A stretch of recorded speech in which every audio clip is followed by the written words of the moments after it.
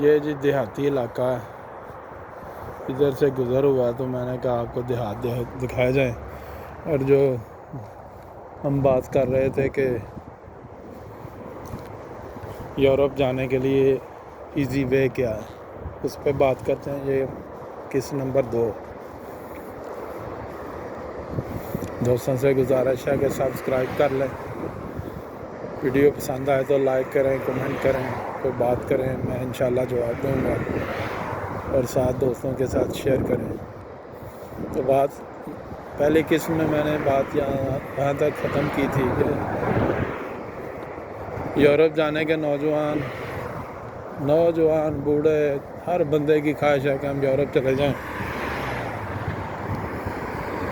جانا چاہیے لیکن لیگل وے استعمال کرنا چاہیے۔ تو میں کہہ رہا تھا کہ اگر بذریعہ ایجنٹ جاتے ہیں تو تقریباً 25 سے 40-50 لاکھ روپیہ بائی ایئر کا ایجنٹس لیتے ہیں۔ اگر ڈونکی کے ذریعے جانا پڑے جس میں جان کا بھی خطرہ ہے، مال کا بھی خطرہ ہے، عزت کا بھی خطرہ ہے، تو اس میں بھی تقریباً 20-25 لاکھ روپے لگ جاتے ہیں۔ اور اگر بندہ اپنی کوشش کرے، جائز راستے استعمال کرے، جائز طریقے استعمال کرے، تو اس میں 2-3 لاکھ میں کام ہو سکتا ہے۔ تو مشورہ کرنا چاہیے کسی بندے سے، ایکسپیرینسڈ پڑھے لکھے بندے سے جو ہر چیز کو جانتا ہو، اس سے مشورہ لینا چاہیے کہ بھائی جان، انکل، ہم نے یہ کام کرنا ہے، کیسے کریں۔ تو اگر کسی نے اچھا مشورہ کار مل گیا اور اس نے اچھا مشورہ دے دیا تو انشاءاللہ بندے کا 2-3 لاکھ میں کام ہو سکتا ہے۔ تو اسے اب آگے چلتے ہیں۔ اس میں پہلی ویڈیو میں نے یہ بھی بتایا تھا کہ اگر آپ کو بات اس سلسلے میں پوچھنا چاہتے ہیں تو میں حاضر ہوں، ہر قسم کا مشورہ دوں گا، ڈاکومنٹیشن کیسے کرنی ہے سارے طریقے بتاؤں گا۔ اور یہ سارے طریقے میں نے خود اپنے اوپر اپلائی کیے تھے، جن سے مجھے کامیابی ملی، میں وہی آپ کو بتاؤں گا انشاءاللہ تعالیٰ العزیز۔ ہیلو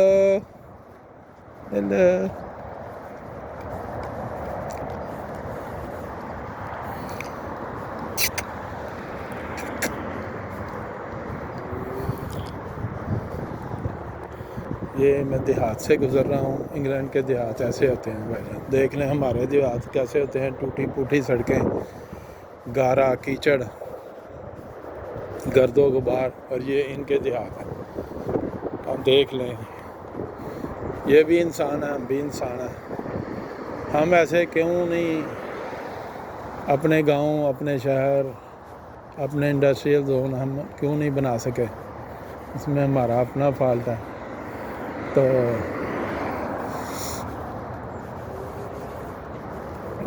اب جناب آگے کی بات کرتے ہیں۔ تو میں عرض کر رہا تھا کہ 1988 میں نے بی اے کیا تھا۔ میں آپ کو یہ بتانے لگا ہوں کہ میں کیسے یورپ پہنچا۔ 1988 میں نے ابھی بی اے کیا تھا، تو مجھے بہت شوق تھا باہر جانے کا۔ تو میں نے ایک دن کیا کیا، اس وقت یہ اسلام آباد میں ریڈ زون وغیرہ نہیں ہوتے تھے، اتنی سیکیورٹی نہیں ہوتی تھی، ایمبیسی کے گیٹ پہ گاڑیاں چلی جاتی تھیں، کوئی روک ٹوک نہیں ہوتی تھی، پورا من دور تھا۔ تو میں نے اپنا پاسپورٹ لیا، میرے پاس کوئی پیسے نہیں تھے، 200-400 روپیہ کرائے کا تھا۔ اندازہ کریں میرے جنون کا کہ میں نے اپنا پاسپورٹ بنوایا۔ اس وقت اس پاسپورٹ پہ باقاعدہ ملکوں کا اندراج ہوتا تھا۔ اب تو ہوتا ہے نا all over the world except Israel کے علاوہ آپ اس پاسپورٹ کو ہر ملک میں استعمال کر سکتے ہیں۔ اس وقت ایک لسٹ دی ہوتی تھی پاسپورٹ پہ کہ ان ممالک میں آپ نہیں جا سکتے، اور بڑی لمبی چوڑی لسٹ ہوتی تھی۔ بہت سے وہ سوشلسٹ ریپبلکس جن پہ کمیونسٹ نظام تھا نا، جن ممالک میں، ان ممالک میں ہم نہیں جا سکتے تھے۔ جیسے ترکی سے آگے سربیا، بوسنیا، مقدونیہ، یہ اس وقت یوگوسلاویہ کہلاتا تھا۔ یوگوسلاویہ کے اندر سے 20-25 ملک نکلے ہیں۔ تو یوگوسلاویا ایک بہت بڑا انڈسٹریل بڑا طاقتور ملک ہوتا جا جس کو توڑ دیا گیا، ہاں جی، ٹوٹے ٹوٹے کر دیا گیا، جس طرح پاکستان کو 2 حصوں میں بانٹ دیا، اور نعوذ باللہ من ذالک جس طرح اندرونی بیرونی غدار جو ہیں وہ کوشش کر رہے ہیں کہ اب اس کے مزید نعوذ باللہ ٹکڑے کیے جائیں۔ اللہ تعالیٰ ہمارے ملک کو شاد و آباد رکھے، ہماری قوم کو ترقی یافتہ قوم بنائے، ہمیں باہمی امن محبت سے رہنے کی توفیق عطا فرمائے مالک۔ تو اس وقت جو کمیونزم جدھر جدھر تھا نا، ان ممالک کا اندراج پاسپورٹ پہ ہوتا تھا کہ یہ پاسپورٹ ہولڈر ان ممالک میں نہیں جا سکتا۔ اب ایسا کچھ نہیں لکھا ہوتا، صرف ہم اسرائیل نہیں جا سکتے، باقی دنیا کے ہر ملک میں جا سکتے ہیں اپنے پاسپورٹ۔ تو وہ پاسپورٹ جناب میں نے بنوایا، اور پھر اسے لے کے میں ایک دن رات کو اسلام آباد پنڈی جانے والی گاڑی میں بیٹھ گیا، اور وہاں سے میں جناب پنڈی پہنچ کے میں نے ٹیکسی لے اور اسلام آباد جرمنی کی ایمبیسی میں چلا گیا۔ جرمنی کی ایمبیسی کے سامنے جا کے ٹیکسی نے مجھے اتارا، تو ادھر 3-4 بندے صرف کھڑے تھے۔ اس وقت کوئی یہ نظام نہیں ہوتا کہ پہلے اپوائنٹمنٹ لینی ہے، یا جیسے اب کوریئر کمپنی بن گئی ہیں، پاسپورٹ وغیرہ ڈاکومنٹ جمع کرا کے آگے بھیجتی ہیں، ایسا نظام نہیں تھا۔ ڈائریکٹ ایمبیسی میں جو لوگ جاتے تھے، گیٹ پہ گارڈ کھڑے تھے، 3-4 بندے تھے، انہوں نے ہمیں باری باری اندر بھیجا۔ میں نے اندر جا کے ویزا آفیسر کو انٹرویو دیا چھوٹا سا۔ اس نے کہا کہ ہاں جی آپ کیا چاہتے ہیں؟ میں نے کہا جی جرمنی کا ویزا دیں۔ اس نے کہا کیا کرنا ہے؟ میں نے کہا سیر کے لیے جانا۔ اور اس وقت تو سیر سور کے لیے میں نے واقعی نہیں جانا تھا، ہمارا بھی وہی مقصد تھا جو دوسرے نوجوانوں کا ہوتا ہے۔ تو جناب وہ مسکرا رہا تھا میری طرف دیکھ کے، نہ کوئی بینک اسٹیٹمنٹ، نہ کوئی سپورٹنگ ڈاکومنٹس، کوئی چیز نہیں، اور کوئی پیسہ نہیں پاس۔ اور جناب علی اشفاق احمد ادھر جا کے تو ان کو کہہ رہا ہے کہ ویزا دو۔ وہ دیکھیں نیچے سے موٹر ویز گزر رہی ہیں، کس سپیڈ کے ساتھ گاڑیاں جا رہی ہیں۔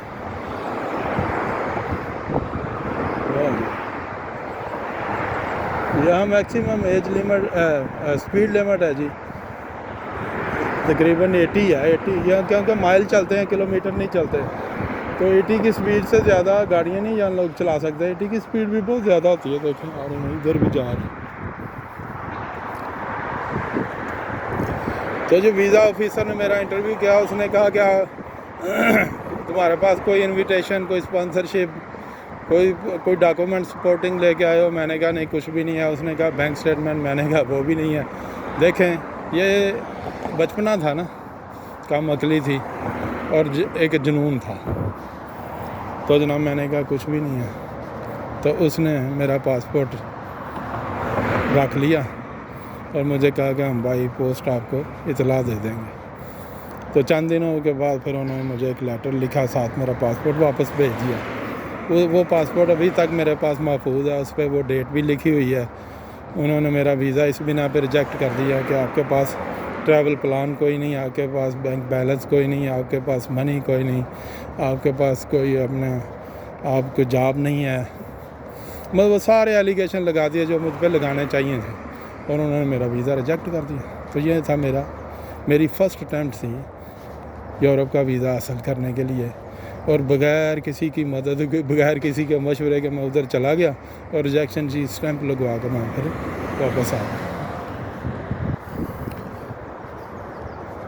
لیکن اس سے میں نے سیکھا بہت کچھ، کیونکہ ویزا آفیسر نے مجھ سے جو سوالات کیے وہ میں پھر آ کے ان لوگوں سے سوالات کرتا تھا جو لوگ پہلے کبھی باہر جا چکے تھے یا باہر رہتے تھے۔ جب وہ ملتے تھے تو میں ان سے کہتا تھا کہ کون سے ڈاکومنٹس ہونے چاہیے، پھر مجھے وہ ایسا ایسا بتانا شروع کر دیا۔ بچہ تھا، BA کرنے والے بچے کو اتنی سمجھ بوجھ نہیں ہوتی عملی زندگی کی، تو پھر میں اپنے طور پہ اپنی کمپنی بناتا رہتا تھا، لیٹر پیڈز وغیرہ بناتا رہتا تھا، دوسرے سپورٹنگ ڈاکومنٹس اکٹھے کرتا رہتا تھا۔ تو اس عرصے میں پھر پاکستان میں میری کئی جابیں بھی ہوئیں، سرکاری غیر سرکاری نوکریاں ملیں، وہ میں کرتا رہا، لیکن یہ لگن میرے دل میں رہی اور 88 کے بعد تقریباً 95 تک میں نے بہت معلومات حاصل کی، بہت ذرائع استعمال کرنے کی کوشش کی، لیکن مقدر میں نہیں تھا کیونکہ پیسہ ہی پاس نہیں تھا۔ جب پیسہ نہ ہو تو کام نہیں ہوتا، اور دوسرا سرپرستی نہیں تھی کسی کی بھی۔ تو اپنے طور پہ ہی بس جستجو میں لگا رہا تھا۔ دوست احباب سارے کہتے رہتے تھے کہ یار یہ بندہ نا جنونی ہو چکا، پاگل ہو چکا، پیسہ اس کے پاس ہے نہیں، سرپرستی، رہنمائی، گائیڈنس کسی قسم کی ہے نہیں، یہ لگا رہتا ہے بس باہر کی باتیں کرتا رہتا ہے۔ لیکن کرتا میں باہر کی باتیں ہی تھا۔ پاکستان کے اندر میں ہر جگہ پہ گھومنے پہ، چاروں صوبوں میں گھومنے پھرنے کے لیے، جب بھی میرے پاس پیسے ہوتے تھے میں گھومنے پھرنے کے لیے نکل جاتا تھا۔ اسی طرح کرتے کرتے جناب 1995 آ گیا۔ تو میں نے کہا کہ ہم اگر کسی اور ملک میں نہیں جا سکتے تو کم از کم سعودی عرب تو عمرہ پہ جا سکتے ہیں یا حج پہ جا سکتے ہیں۔ تو سب سے پہلے 1995 میں نے عمرہ کے لیے اپنا ویزا لگوایا، اور پہلی دفعہ میں جہاز میں سوار ہوا اور جناب سعودی عرب پہنچ گیا، جہاں عمرہ کی سعادت سے اللہ تعالیٰ نے مجھے مشرف کیا۔ اور میں نے دیکھا کہ ایئرپورٹس کا سسٹم کیسے ہوتا ہے، جہازوں کا سسٹم کیسے ہوتا ہے، اور ہمارے لیے جدہ اور مکہ شریف اور مدینہ شریف یہ بہت ویسے بھی بڑی متبرک اور سب سے اعلیٰ ترین مقامات ہیں ایک مسلمان کے لیے، لیکن وہاں کا نظام اور پاکستان کے نظام میں زمین آسمان کا فرق تھا۔ تو یہ جناب میں 2 مہینے کم 1-2 ماہ رہ کے ادھر میں واپس آیا۔ اس وقت بندہ رہ لیتا تھا، 1-2 ماہ 3 ماہ کا ویزا دیتے تھے عمرہ کا، اور اگر کوئی اوور سٹے بھی ہو جاتا تھا تو کوئی مسئلہ نہیں ہوتا۔ تو میں اس طرح جناب واپس آ گیا۔ پھر روزگار کے سلسلے چلتے رہے، شادی ہو گئی، بچے ہو گئے، لیکن ساتھ ساتھ اپنی جستجو بھی قائم دائم رہی۔ پھر جناب 1995 سے 2004 آ گیا، اندازہ کر، یعنی کہ ٹھیک 9-10 سال بعد پھر مجھے میرے ذہن میں آیا کہ یار کسی ہم دور دراز نہیں جا سکتے تو کسی نیبرنگ کنٹری میں چلے جائیں۔ تو چائنا میرے ذہن میں آیا، تو میں نے چائنا کے لیے تیاری شروع کر دی۔ اس وقت بھی بندہ ایمبیسی کے پاس ہی جا کے ٹیکسی سے اترتا تھا، سیکیورٹی کا اتنا نظام نہیں ہوتا تھا۔ میں جناب چائنا ایمبیسی میں چلا گیا، وہاں ہم 6-7 بندے گئے، 6-7 بندے گئے۔ باہر ایک فارموں والا بیٹھا ہوا تھا، فارم اس سے 100 روپیہ، وہ 200 روپیہ 100-200 روپیہ لیتا تھا، فارم فل اپ کر دیتا۔ میں نے اس سے فارم لیے اور خود ہی فل اپ کیے، دوسرے دوستوں کے بھی ساتھ کیے، 6-7 بندے ایسے گئے۔ تو ادھر جا کے ویزا آفیسر کے سامنے پیش ہوئے، لمبی لائن لگی ہوئی تھی، ہر ایک کا ریجیکٹ کر کے پاسپورٹ واپس دے رہے تھے۔ میری باری آئی، میرے پیچھے اب 6-7 بندے تھے، اور میں جناب آگے تھا، جو ہم دوست اکٹھے ہوئے تھے۔ یہ دیکھیں جی، یہ کوئی نرسری ہے، بالکل ایسے ہی پاکستان میں بھی ایسے ہی کام ہوتا ہے، یہاں ذرا ترتیب کے ساتھ، لیکن نرسریوں میں دیکھا، نرسریوں میں بڑے ترتیب کے ساتھ ہی سارا سسٹم ہوتا ہے۔ تو یہ ہے کوئی نرسری، پھولوں وغیرہ کی کیاریاں لگی ہوئی ہیں، تیار ہو رہی ہے پنیری۔ اچھا جی، تو وہ جناب علی، میں جب ویزا آفیسر کے سامنے پیش ہوا تو اپنے پچھلے ایکسپیرینس کی بنا میں نے دیکھا تھا کہ دوسری قومیں جو ہیں نا وہ بڑی اسمائلنگ ہیں، ہم اسمائل نہیں دیتی۔ کسی بھی آپ جگہ پہ چلے جائیں، کسٹمر کو کسی شاپنگ مال میں، دکان میں، آگے بھی دفتر میں، کوئی بندہ ریسیپشن پہ اسمائل نہیں دیتا۔ تو ادھر اسمائل کی بڑی اہمیت ہے، اور ہیلو ہائے کرنے کا بڑا رواج ہے، اس کو بڑا اچھا سمجھا جاتا ہے۔ تو میں جب ویزا آفیسر کے سامنے ڈیسک پہ پیش ہوا تو میں پہلے مسکرایا اور میں نے آفیسر کو ہیلو کہا، hello sir, how are you, میں نے ایسے کہہ دیا۔ اس نے جواب تو کوئی نہیں دیا، کیونکہ ظاہر ہے وہ چائنا ایمبیسی کا بھائی جان ویزا آفیسر تھا، لیکن وہ میرے طرف دیکھ رہا تھا کہ یہ پاکستانی بھی، شاید اس کی زندگی میں یہ پہلا پاکستانی تھا جس نے ہیلو آئے اس کے ساتھ کیا تھا اور اسمائل دی تھی۔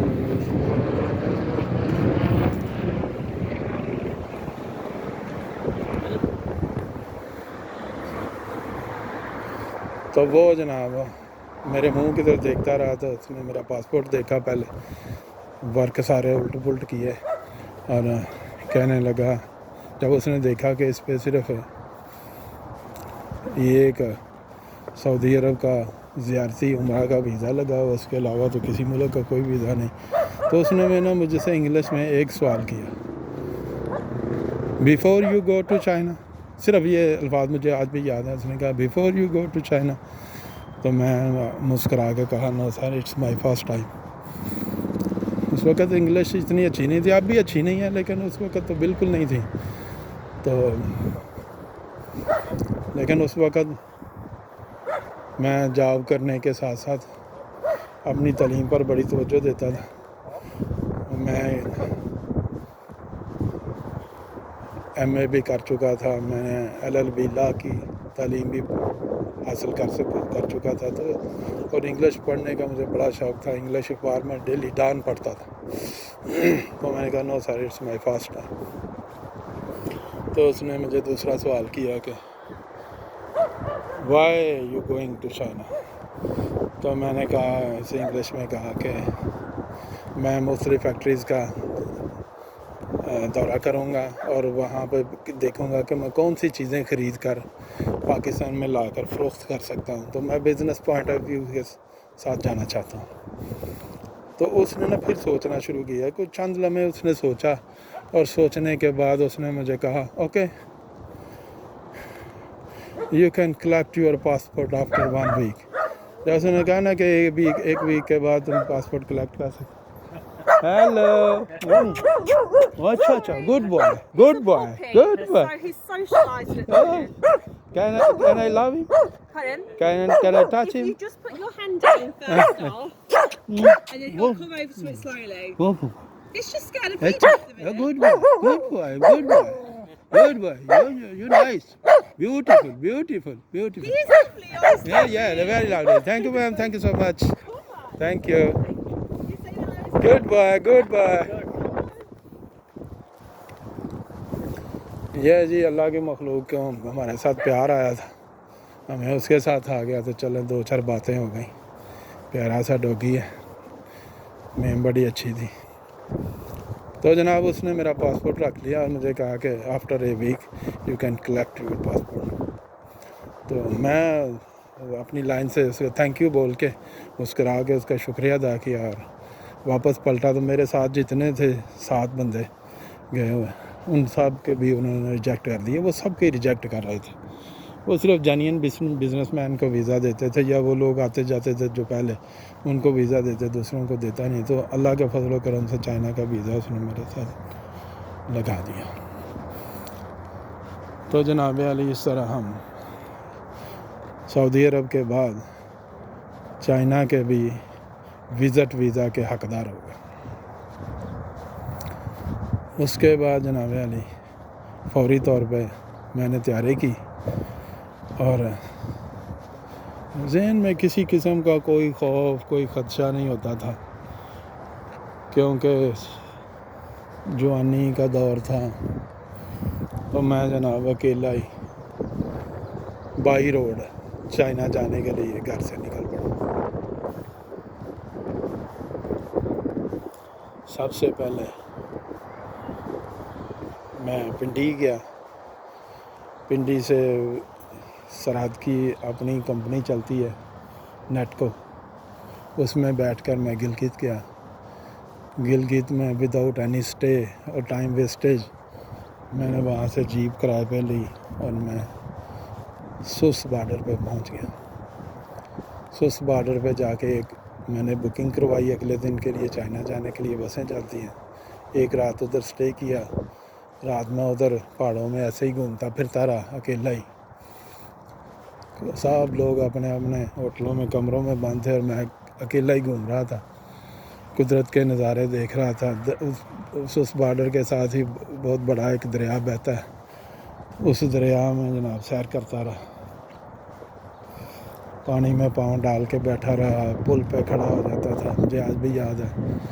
اگلے دن جناب صبح گاڑیاں 3 گاڑیاں جاتی تھی اس وقت, پتہ نہیں اب زیادہ جاتی ہیں. ہم جناب علی